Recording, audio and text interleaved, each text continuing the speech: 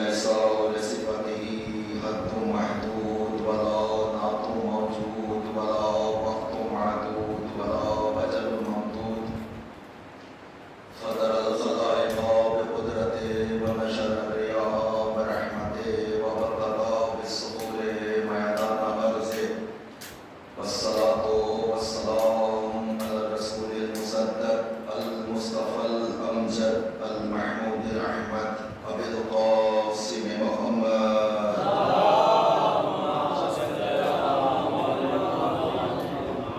والصلاة والسلام على أهل بيت الطيبين الطاهرين المعصومين المسمومين ولعنة الله على أعدائهم ومنكر فضائلهم وخاسب حقوقهم أجمعين أما بعد فقد قال سبحانه تبارك وتعالى في موقع كتابه الحكيم بسم الله الرحمن الرحيم يا أيها الذين آمنوا إذا قيل لكم تفسحوا في المجالس صلاة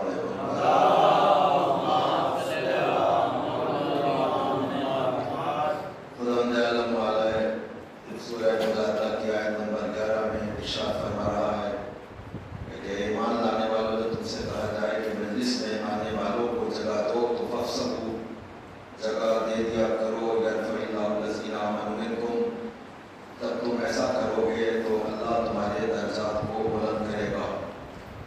اور یہ اس آیت کا شان نزول بیان کیا جا چکا ہے کہ لوگ رسول خدا جب خطبہ دے رہے ہوتے تھے یا صاحب کا مجمع ہوتا تھا لوگ داخل ہوتے تھے تو ان کا جگہ نہیں دی جاتی تھی. جبرائیل اس آیت کو لے کر آ گئے یا ایھا الذین آمنوا اذا قیل لکم تفسحوا فی المجالس. تو فرش جب آتا ہے کہ انسان یہ محترم ہے فرش پر آنے والا بیٹھنے والا تو یہاں سے عزت اس کو نصیب ہوتی ہے بلندی نصیب ہوتی ہے اہل بیت کے ذکر کے صدقے میں انسان ترقی حاصل کرتا ہے. اسی نے حضرت امام جعفر صادق علیہ السلام سے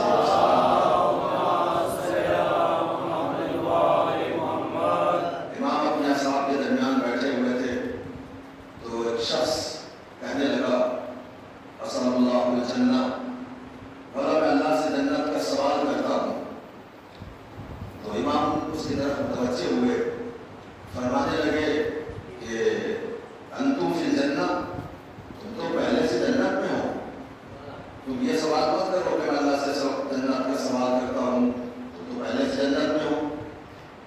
تو اس نے کہا مولا امام فرماتے ہیں کہ فاسألوہ ان لا یخرجکم منہا تم سوال یہ مت کرو کہ اللہ مجھے جنت نصیب کرے بلکہ سوال یہ کرو کہ اللہ تمہیں جنت سے خارج نہ کر دے تمہیں جنت سے نکال نہ دے. تو اس نے کہا مولا نحن فی الدنیا مولا ہم تو دنیا میں ہیں جنت میں کہاں ہیں. تو امام نے فرمایا کیا تم ہماری امامت اور ولایت پر ایمان عقیدہ نہیں رکھتے ہو. مولا کیوں نہیں آپ کی امامت اور ولایت پر میں عقیدہ رکھتا ہوں. تو پھر امام نے فرمایا جب تم ہماری امامت اور ولایت پر عقیدہ رکھتے ہو اس کے بعد جب تم ہماری مذہب میں آ کر بیٹھ جاتے ہو تو یہ مت سمجھو کہ تم عام جگہ پر بیٹھے ہوئے ہو بلکہ سمجھ لو جنت کے ٹکڑے میں سے ٹکڑے پر بیٹھے ہوئے ہو. ایک صلوات پڑھے محمد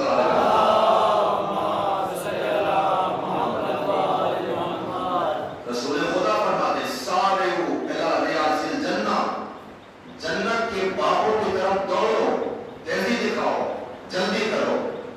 تو یہ اصحاب بچا یہ ریاض الجنہ کیا ہے. تو چھٹے امام کی حدیث ما بین الرکن والمقام روضۃ من ریاض الجنہ حجر اسود سے مقام ابراہیم تک جو جگہ ہے وہ ریاض الجنہ ہے. وہ جنت کے باغوں میں سے ایک باغ ہے. ما بین قبری و منبری روضۃ من ریاض الجنہ میری قبر اور منبر کے درمیان رسول فرماتے جتنی جگہ ہے روضۃ من ریاض الجنہ وہ جنت کے باغ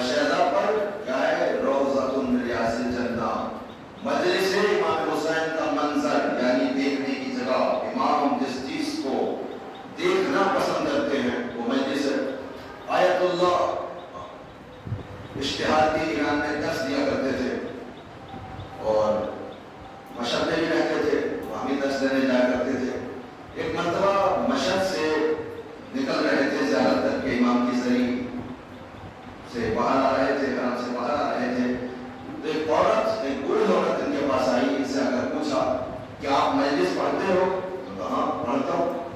وہاں ایران میں جو خطیب جو ہوتے ہیں مجلس پڑھنے والے الگ ہوتے ہیں, درس دینے والے جو علماء ہوتے ہیں وہ الگ ہوتے ہیں, انہیں مدعا کہا جاتا ہے جو خطیب ہوتے ہیں.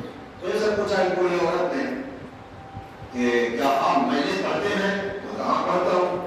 کہ میرے گھر پڑھیں گے تو پڑھ دوں گا. کب پڑھنا ہے؟ کہ فلاں دن پڑھنا ہے. کس ٹائم پڑھنا ہے؟ فلاں ٹائم پڑھنا ہے. کہ ٹھیک ہے پڑھ دوں گا. اس نے ایڈریس بتایا تو فلاں جگہ فلاں مقام پر آپ کو آ کر مجلس پڑھنا ہے. ٹھیک ہے میں آ جاؤں گا. اب یہ جو ٹائم تھا جو دن تھا مجلس پڑھنے وہاں پہنچ گئے.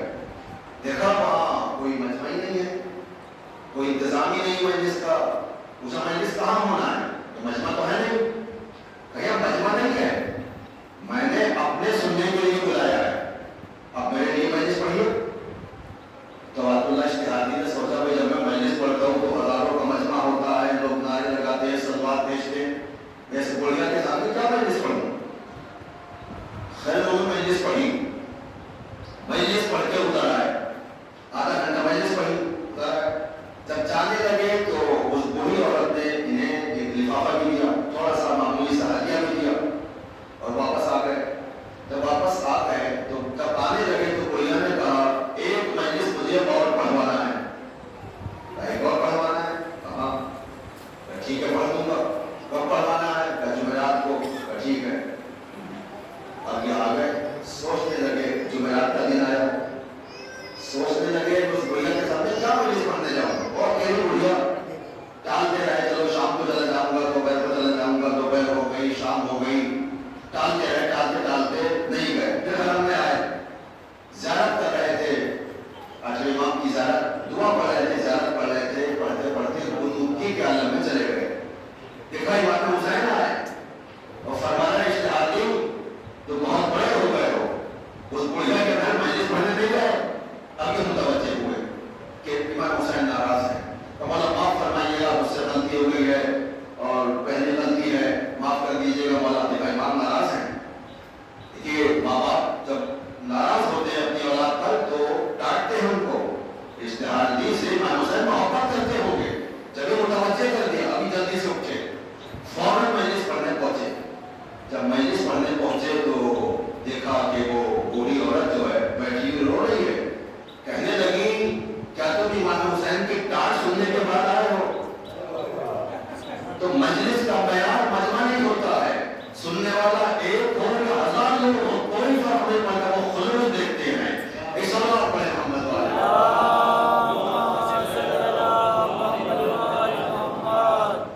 فرشیدہ محترم امام حسین کا منظر کسی کی دعا قبول نہ ہو رہی ہو تو فرشیدہ بنا جائے, کربلا نہیں جا سکتا ہے. تو یہ گنبد سمجھو, یہ مزار امام حسین کا گنبد ہے. تم مزار امام حسین کے گنبد کے نیچے بیٹھے ہوئے ہو. جیسے مصلی عبادت کے ساتھ مسجد میں بیٹھتا ہے, ویسے ہی تم فرش عزائے عبادت میں بیٹھے ہوئے ہو. یہاں جو دعا تم کرو گے تو دعا تمہاری رد نہیں ہونے والی ہے. تو اللہ نے انہیں عادی ہماری ہدایت کے لیے رہنما اور رہبر بنا کر بھیجا ہے. معصومین کی ہستیاں, معصومین ہستیاں جو اللہ کی طرف سے آئی ہے, اللہ نے انہیں علم دے کر بھیجا ہے. یہ دنیا میں آ کر سیکھ کے نہیں ہے, لوگوں کو سکھانے کے لیے آتے ہیں. انہیں اللہ نے علم دیا, جو چاہے سے سوال کرو. مولا سے جب لوگ سوال کرتے تھے تو صرف وہ آزمانے کے لیے ہوتا تھا. انہیں آتا بھی ہے نہیں آتا. جب مولا بار بار فرماتے تھے سلونی سلونی قبل ان تفقدونی, جو چاہے ہم سے پوچھو, سوال کرو قبل اس کے کہ میں تمہارے درمیان سے چلا جاؤں. لوگ سوال کرتے تھے, لیکن پھر فرمایا سلونی سلونی قبل ان تفقدونی, جو چاہے ہم سے پوچھو. تو ایک شخص کھڑے ہو کر کہنے لگا, بولا ذرا یہ بتائیے میں آج کیا کھاؤں گا. تو کیسے سوال کرتے تھے لوگ, میں آج کیا کھاؤں گا بتائیے. مولا نے فرمایا تو آج کھیر اور پوری کھائے گا. اس نے مولا میں آج یہی نہیں کھاؤں گا. فرمایا جب میں نے کہہ دیا تو اللہ نے تیری تقدیر میں لکھ دیا تو آج یہی کھائے گا. گھر آیا, بیوی سے کہا کھانا لاؤ. بیوی نے وہی کھیر پوری سامنے رکھ دی. کہا مجھے یہ نہیں کھانا ہے. کہا کیوں نہیں کھانا ہے؟ کہا جو کہہ دیا محلے میں جا کر معلوم کرو, وہاں سے لے کر آؤ, مجھے آج یہ نہیں کھانا ہے. بیوی گئی محلے میں پوچھا, کافی دیر کے بعد واپس آئی. کہا اتفاق سے میں جس گھر میں گئی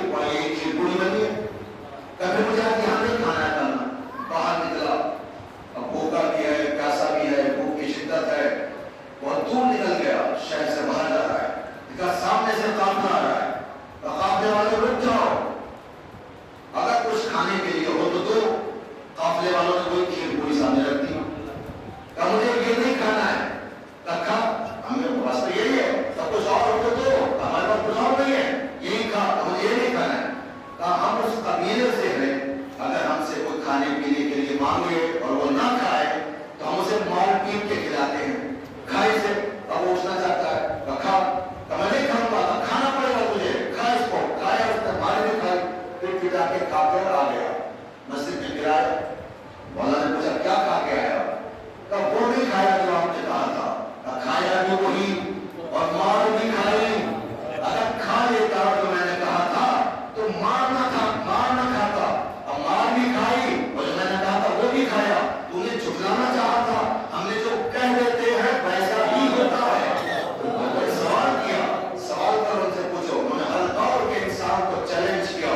اگر اس دور کا انسان غلطی نہ نکال سکے تو تم اگلی صدی میں, دوسری صدی میں, ہر دور کی صدی کو ہمارا چیلنج ہے. جو چاہے پوچھو. لوگ پوچھتے بھی تھے مگر آسمانے کے لیے سوال کرتے تھے لوگ. سوال جو چاہے پوچھو. آپ کو غیب نہیں تھی. ایک شخص کہنے لگا ان سے ایسا سوال کیا جائے, عذاب کا وقت آیا, اتنا لمبا سوال کیا جائے یا تو وہ جواب ہی نہ دے سکے. اگر جواب دینے کو لگے تو اتنا طویل جواب ہو کہ نماز کی فضیلت کا وقت گزر جائے. اس طرح سے آپ کا ایک دعوت چھوٹا ثابت ہو جائے. ہم کہیں گے مولا پہلے وقت نماز پڑھتے, وہ سوچ کر آئے تھے. تو سوال کیا مولا جلدی سے بتائیے گا کہ وہ کون کون سے جانور ہیں جو بچہ دیتے ہیں اور کون کون سے جانور ہیں جو انڈا دیتے ہیں. اب وہ سوچ رہے تھے مولا جانوروں کا نام لینا شروع کریں گے. یہ جانور انڈا دیتا ہے, وہ جانور بچہ دیتا ہے, یہ انڈا دیتا ہے, وہ بچہ دیتا ہے.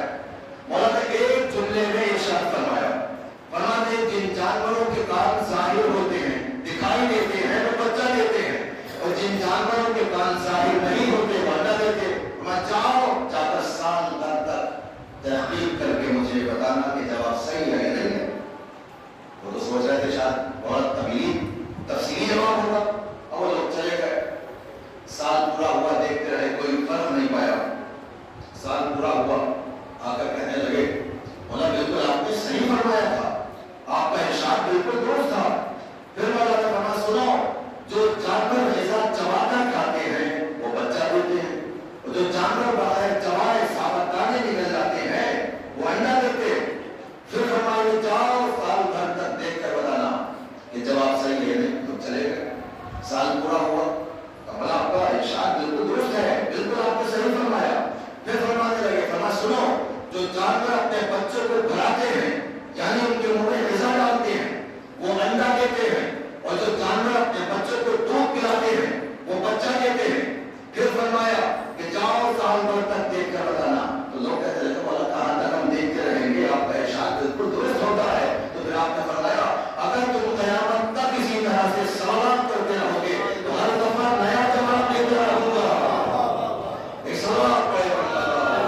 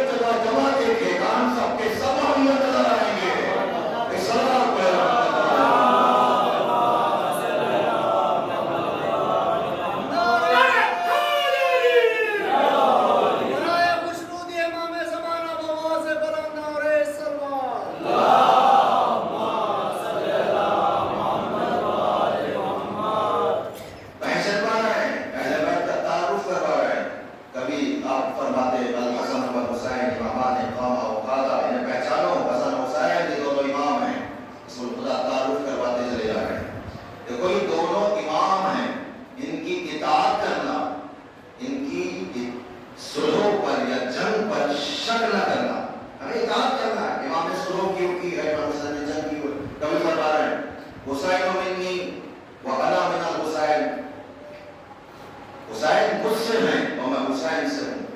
شاید ہی کوئی مسلمان ہو جو پڑھا لکھا ہوتے ہوئے اس حدیث کو نہ جانتا ہو، اتنی مشہور حدیث پیغمبر اسلام کی، لیکن پیغمبر اسلام نے اس مختصر سی حدیث میں اتنی وسیع ہے، یہ اتنی عظیم، اتنا عظمت والی یہ حدیث ہے کہ جس کی عظمت کا اندازہ لگانا عام انسان نہیں، جن کو ملک کوئی بس کی بات نہیں ہے اس کی فضیلتوں کو اندازہ لگا سکے۔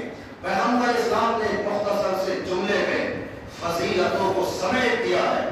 61 ہجری سے آج تک امام حسین کی عظمتوں پر، فضیلتوں پر جواب دیا جا رہا ہے، مگر فضیلتوں کا ادا نہیں ہو پا رہا ہے۔ یہ جب سب کچھ جب پیغمبر اسلام فرما چکے حسین منی وانا من الحسین، حسین مجھ سے ہے میں حسین سے ہوں، 61 ہجری سے آج تک جواب دیا جا رہا ہے، مگر جواب کا ادا نہیں ہو رہا ہے۔ یہ سب کچھ جب رسول خدا فرما چکے تو یہ رسول فرمایا پہلے تم مجھے پہچانو، جب میری حقیقت کو تم سمجھ لو گے تو حسین کو بھی پہچان لو گے۔ کیوں؟ اس لیے حسین منی، حسین مجھ سے ہیں۔ اب اگر کوئی فضیلت تمہاری سمجھ میں نہ آ رہی ہو تو سوچ لینا کہ حسین منی، حسین مجھ سے ہیں۔ کوئی کارنامہ حسین کا اگر تمہیں سمجھ میں نہ آ رہا ہو تو خیال کر لینا کہ حسین منی، حسین مجھ سے ہیں۔ اگر کوئی الزام لگانے والا امام حسین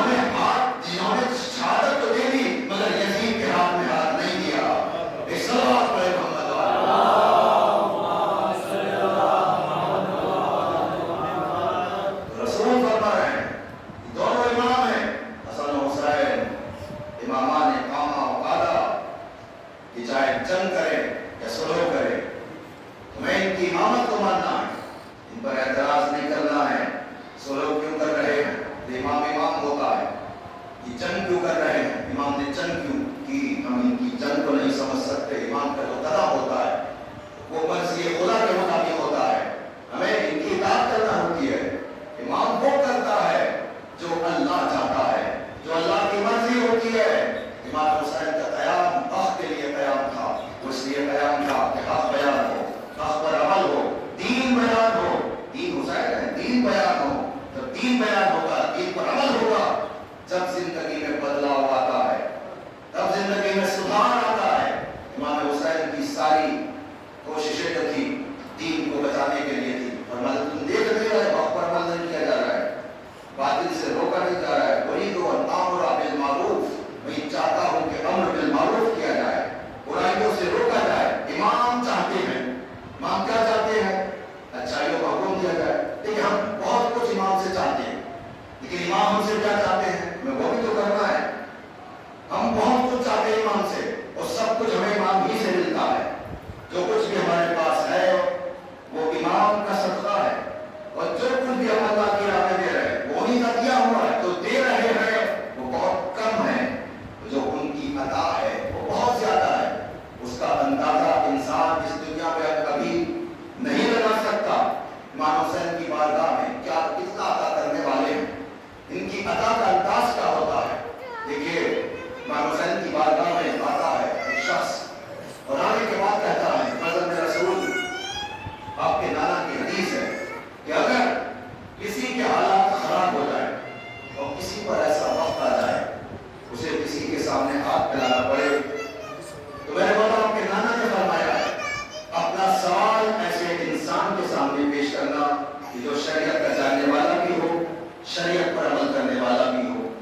پھر فرمایا کہ اگر ایسا انسان بھی نہ ملے تو پھر اپنا سوال تم ایسے انسان کے سامنے پیش کرنا کہ جو مہذب انسان ہو، جو شریف ترین انسان ہو۔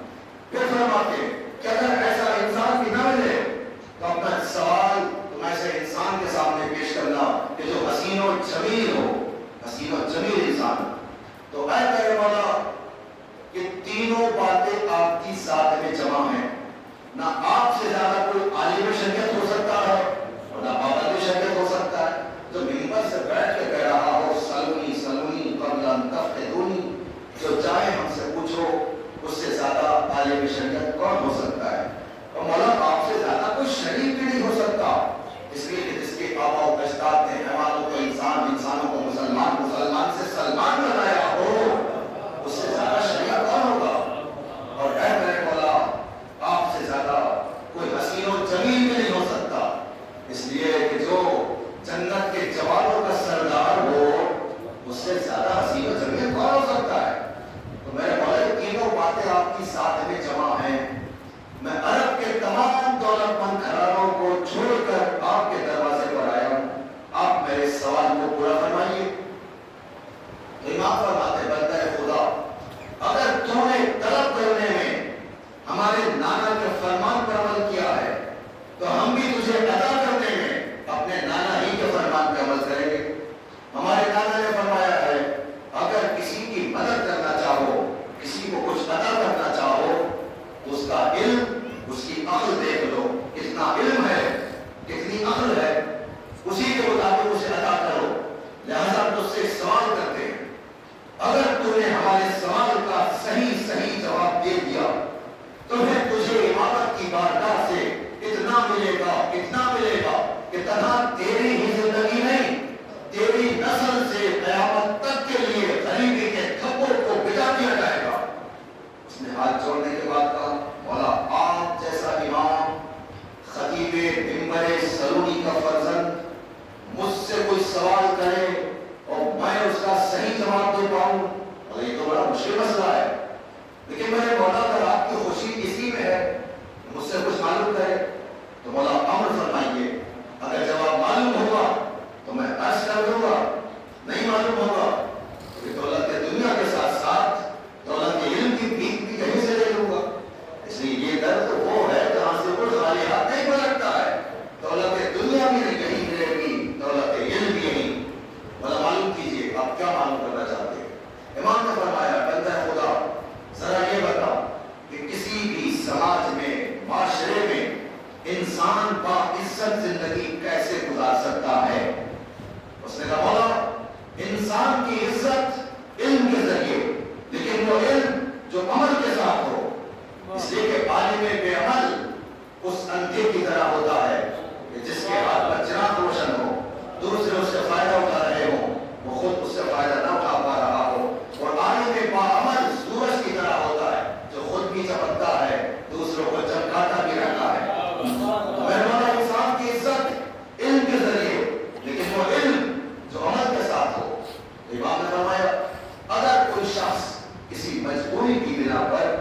علم حاصل نہیں کر پایا تو پھر باعثت زندگی کو کیسے گزار سکتا ہے؟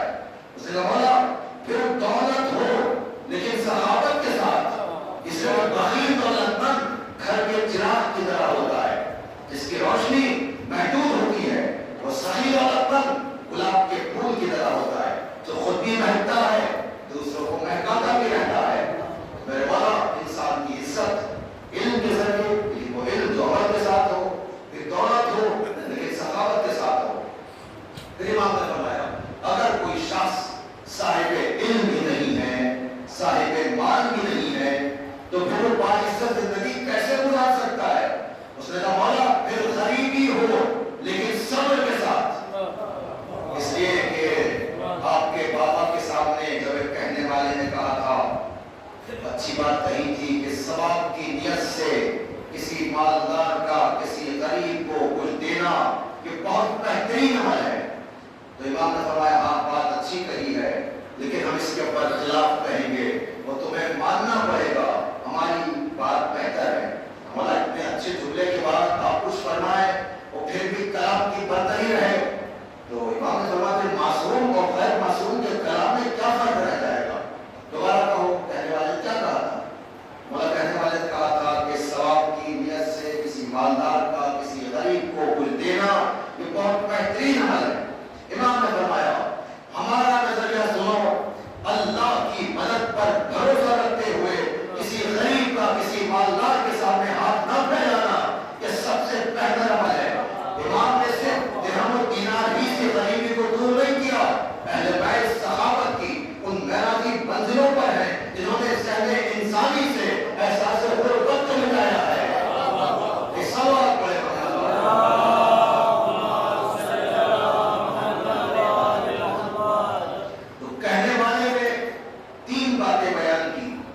باعزت زندگی کے لیے علم ہو لیکن عمل کے ساتھ، پھر دولت ہو لیکن سخاوت کے ساتھ، پھر غریبی ہو لیکن صبر کے ساتھ۔ لیکن عہد آدم سے لے کر آج تک پوری تاریخ کا اگر انسان مطالعہ کر جائے تو انسان یہ دیکھے گا کہ یہ سمجھ سکتا ہے کہ اگر کوئی صاحب علم رہا تو صاحب عمل نہیں تھا، اگر عالم باعمل تھا تو صاحب مال نہیں تھا، اگر صاحب مال تھا تو جذبہ جود و سخاوت کے ہاتھوں میں نہیں تھا، اگر جذبہ جود و سخاوت کے ہاتھوں میں تھا تو پھر وہ غریب نہیں تھا، اگر غریب تھا تو دامن صبر اس کے ہاتھوں میں نہیں تھا۔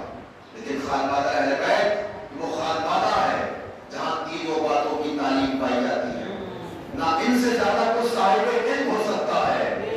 اس لیے جو کہے بیٹھ کے یہ کہے کہ جو چاہے ہم سے پوچھو، ان سے زیادہ صاحب علم کون ہوگا؟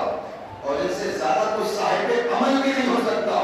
اس لیے جس کے کردار کی گواہی چاہنے والوں نے نہیں دشمنوں نے کی ہو، تو ان سے زیادہ پاکیزہ کردار کا مالک کون ہوگا؟ اور ان سے زیادہ کوئی صاحب مال بھی نہیں ہو سکتا، اس لیے کہ جس کے ہاتھ کا دھون لال و یاقوت بن جائے، جو دیوار کو شہا کرے تو سونے کے لباس میں تبدیل ہو جائے، جو روٹی کے سوال پر اونٹوں کی پوری قطار دے دے، اس سے زیادہ صاحب مال کون ہو سکتا ہے؟ اور ان سے زیادہ کوئی غریب بھی نہیں ہو سکتا۔ اس لیے جو امام وقت ہوتے ہوئے سوال آپ کر رہا ہو، ہمیں تھوڑا سا پانی مل جائے، اور ان سے زیادہ کوئی صابر بھی نہیں ہو سکتا۔ دیکھیے ہر منزل پر امام نے یہ کہا ہمارے بچے پیاسے ہیں، تھوڑا سا پانی مل جائے، اور کسی بھی منزل پر امام نے یہ نہیں کہا ہمارے بچے بھوکے ہیں کھانا مل جائے۔ پانی کا سوال کیوں کیا؟ صرف پانی جو ہے امام حسین کا حق ہے، کربلا میں فرات امام حسین کا حق تھا، پانی کا سوال کیا جا سکتا ہے؟ جس نے بھی سوال کیا صحابی نے، بچوں نے، ہمیں پیاس پانے ڈال دیے، لیکن کسی صحابی نے، کسی بچے نے، کربلا والے جس طرح سے 3 دن کے پیاسے تھے اسی طرح سے 3 دن کے بھوکے بھی تھے، لیکن جس نے بھی سوال کیا وہ پانی کا سوال کیا، کھانے کا سوال کیوں نہیں کیا؟ کھانا یہ یزیدیوں کی ملکیت تھا، اگر کربلا میں فرات نہ ہوتی تو میرا غیرت دار امام سوال آپ کی نہ کرتا۔ فرما رہے ہمارے بچے 3 دن کے پیاسے ہیں، تھوڑا سا پانی مل جائے۔ کربلا کے سارے مسائل عصر عاشور پر آ کر ختم ہو جاتے ہیں، عصر عاشور کے بعد اب جو جب تک باقی رہا وہ کب تک پیاسا رہا، کب تک بھوکا رہا، اس کا کوئی اندازہ نہیں لگا سکتا۔ 11 یا 12 محرم کو اہل حرم کا قافلہ کوفے کو روانہ ہوتا ہے، اس شان سے کہ نیزوں پر شہیدوں کے سر نصب کیے گئے، کسی نیزے پر علی اکبر کا سر، کسی نیزے پر قاسم کا سر، مولانا محمد کے سر نیزوں پر، ایک بلند نیزے پر سر امام حسین، سر عباس، سب لوگ کے نیزے پر سر بلند کیے گئے۔ عزیزوں کربلا والے کب تک پیاسے رہے، کتنے پیاسے رہے، اس کا کوئی اندازہ نہیں لگا سکتا۔ 3 دن کی وہ پیاس جو تھی یہ کربلا والوں کی ہے۔ اب عصر عاشور کے بعد یتیم، بچے، قیدی، ان کی مصیبتیں کم ہو گئی؟ نہیں، ان کی مصیبتوں میں اضافہ ہوتا چلا گیا۔ اندازہ لگائیے جب عصر عاشور کے بعد اسیروں کے سامنے پانی آنا بھی ہوگا تو ہر ایک بیوی کو اپنا اپنا بچہ یاد آتا ہوگا۔ جب ان میں لیلا پانی کو دیکھتی ہوگی تو کیا اکبر یاد نہیں آتے ہوں گے؟ جب اسی پانی کو ان میں فرور دیکھتی ہوں گی کیا قاسم یاد نہیں آتے ہوں گے؟ اور جب اسی پانی کو سکینہ دیکھتی ہوں گی تو کیا چچا عباس یاد نہیں آتے ہوں گے؟ کون کب تک پیاسا رہا اس کا کوئی اندازہ نہیں لگا سکتا۔ اگر عصر عاشور کے بعد اسیروں نے پانی پی لیا ہوتا تو کبھی بازار کوفہ میں حسین کی بیٹی سکینہ پھوپھی سے یہ نہیں کہتی کہ اماں پیاس مارے جاتی ہے، تھوڑا سا پانی مل جائے۔ جناب زینب نے جب یہ سنا تو فرمانے لگی بیٹی مظلومہ تیری پھوپھی تیرے سوال کو پورا نہیں کر سکتی۔ تو جناب زینب نے کہا ایک مرتبہ تماشائی مجلس سے ایک عورت گھبرا کے اٹھی، یہ پہلی گھبرانا نہیں، یہ کوفہ ہے، کربلا نہیں ہے، پانی لے کر آتی ہوں۔ جاننے والی گئی، پانی لے کر آئی، تاریخ میں ملتا ہے کہ پانی آیا، مگر تاریخ میں یہ نہیں ملتا بچی نے پانی پیا۔ پانی لانے کے بعد کہتی ہے مہدی ذرا اس بچی سے کہیے کہ میرے لیے دعا کرے، میں اس سے کوئی دعائیں کرنا چاہتی ہوں۔ میں نے سنا ہے یتیموں کی اسیروں کی دعا بڑی جلدی قبول ہوتی ہے۔ بس حالتا ہے حضرت کی قریب بچی کا بتا بیوی تیری حاجت کیا ہے، تو کیا دعا کرانا چاہتی ہے؟ تو تم اس طرح سے دعا کرو کہ جس طرح سے تمہارے سر سے تمہارے وارثوں کا سایہ اٹھا اور تم یتیم، اسیر، قیدی بنا کر در بدر پھرائے جا رہے ہو، اس طرح سے میرے بچے یتیم نہ ہو، اسیر نہ ہو۔ اللہ میرا پڑھ دینا بھی آسان ہے اور آپ کا سن لینا بھی بہت آسان ہے۔ ذرا اندازہ کیجئے جب اس جملے کو نندی سکینہ نے اپنی زبان پر جاری کیا ہوگا، پروردگار کس طرح سے یتیم، اسیر، قیدی بنا کر در بدر پھرائے جا رہے ہیں، اس طرح سے اس کے بچے یتیم نہ ہو، اسیر نہ ہو، تو سوچئے سکینہ کے دل میں کیا گزری ہوگی۔ جب سکینہ یہ دعا کر چکی کہا پتا بھی کہ تیری دوسری حاجت کیا ہے؟ تو میری دوسری حاجت یہ ہے کہ مجھے مدینے جانا نصیب ہو۔ اب جناب زینب نے مدینے کا نام سنا، اجڑا ہوا گھر یاد آیا، حسین بھی یاد آیا، علی اکبر بھی یاد آیا، اور محمد بھی یاد آیا، بھرا ہوا گھر یاد آیا۔ ایک مرتبہ ہمت کر کے کہا بیوی تو مدینے کیوں جانا چاہتی ہے؟ کہ مدینے میں میری شہزادی فاطمہ زہرا کا گھر ہے۔ اب جناب زینب نے ماں کا نام سنا، تلوار طرف گیا، تلوار پہ چین ہوا، پھر ایک مرتبہ ہمت کر کے کہا بیوی اب فاطمہ زہرا اس دنیا میں نہیں ہے، تو ان کے گھر کیوں جانا چاہتی ہے؟ اگر فاطمہ زہرا نہیں ہے تو ان کی بیٹی زینب تو ہے، میں اپنی شہزادی کے حضور میں جانا چاہتی ہوں۔ جناب زینب فرماتی بیوی تو اپنی زینب کو دیکھے گی تو پہچان دے گی؟ تو کہتی ایسی گفتگو ہے، اگر میں زینب کو نہیں پہچانوں گی تو کون زینب کو پہچانے گا؟ بس یہ سننا تھا۔ جناب زینب نے چہرے سے بال ہٹائے اور انہیں حبیبہ تم نے کہاں زینب کو پہچانا؟ یہی زینب تیرے سامنے موجود ہے۔ حبیبہ نے شہزادی کو دیکھ کر ایک جملہ کہا بیوی ذرا اتنا بتلاؤ کہ جس کا عباس جیسا بھائی ہو، علی اکبر جیسا بھتیجا ہو، اور محمد جیسے بچے ہو، اس کو کس نے اسیر بنا دیا، کس نے قیدی بنا دیا؟ جناب زینب نے اشارہ کیا حبیبہ دیکھو تو میرے نیزہ پر میرے حسین کا سر ہے، وہ میرے عباس کا سر ہے، وہ علی اکبر کا سر ہے، وہ محمد کے سر ہے، لیکن انقلاب برپا ہو گیا۔ واہ حسینہ، واہ حسینہ، یہ آوازیں بلند ہو گئی۔ اللہ لعنت اللہ علی القوم الظالمین سے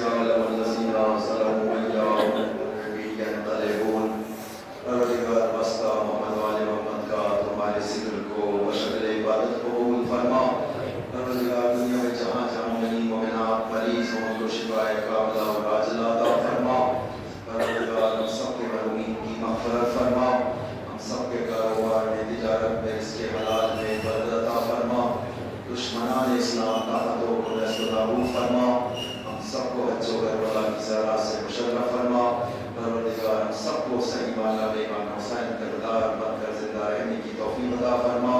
مومنین مسلمین جہاں جہاں آباد ان کی جان مال عزت آبرو کی حفاظت فرما، تمام مراجع کرام کو صحت و سلامتی کے ساتھ طول عمر عطا فرما، امام زمانہ کے ظہور میں تعجیل فرما، جوان و انصار میں باشمار فرما۔ ماتم حسین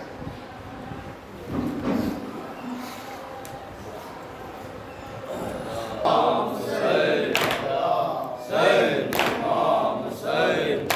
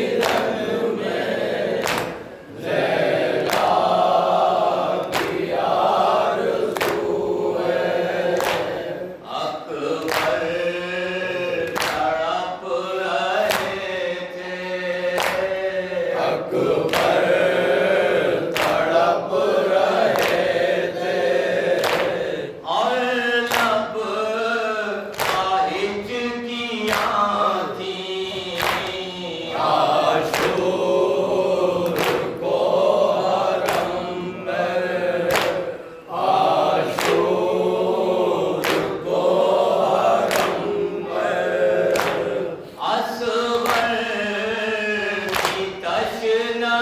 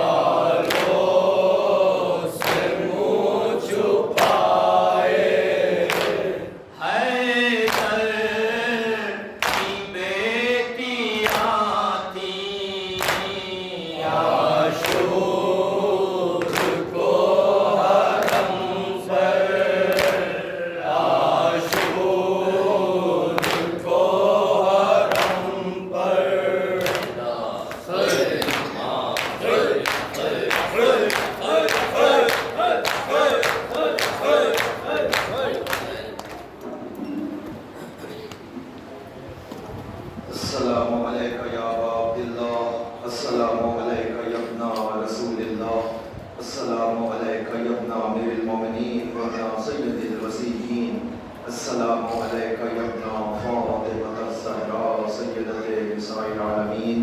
السلام علیکم جمیع شہداء کربلا ورحمۃ اللہ وبرکاتہ. السلام علیک یا غریب الغربا، السلام علیک یا معین الضعفاء، السلام علیک یا شمس الشموس، السلام علیک یا انیس النفوس، السلام علیک ایھا المدفون ببرز دوس، السلام علیک یا ابا الحسن علی بن موسیٰ الرضا ورحمۃ اللہ وبرکاتہ. السلام علیک یا صاحب العصر والزمان، السلام علیک یا خلیفۃ الرحمن، السلام علیک یا شریک القرآن، السلام علیک یا امام الانس والجان، عجل